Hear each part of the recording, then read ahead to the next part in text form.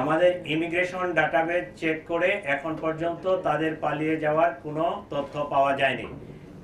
আমরা ফয়সালের পাসপোর্ট নাম্বারটা পেয়েছি, তার সর্বশেষ যে ট্রাভেল পাওয়া গেছে সেটা জুলাইয়ে সম্ভবত, সেটা থাইল্যান্ড থেকে সে আসছে, দেশে ইন করছে। এরপরে ইমিগ্রেশন ডাটাবেজে আর তার ডিপারচারের কোনো তথ্য নেই আমাদের কাছে।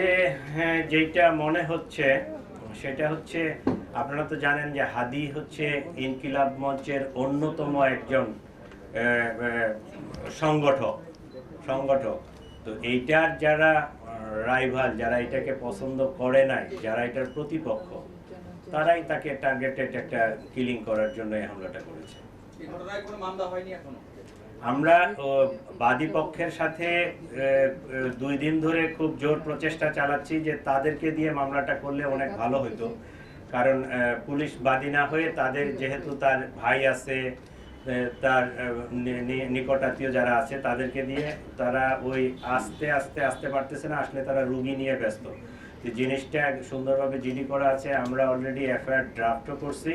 আজকে আমরা সিদ্ধান্ত নিচ্ছি যে তারা যদি নাই আসে, সেক্ষেত্রে আমরা ট্রাই করব যে এফআইআরটা নিয়ে ওই হাসপাতাল থেকে তাদেরকে সিগনেচার করে নিয়ে আসা যায় কিনা। যদি সিগনেচার তারা করে দিল, না হলে আমরা পুলিশ বাদী হয়ে মামলাটা রেকর্ড করে ফেলব।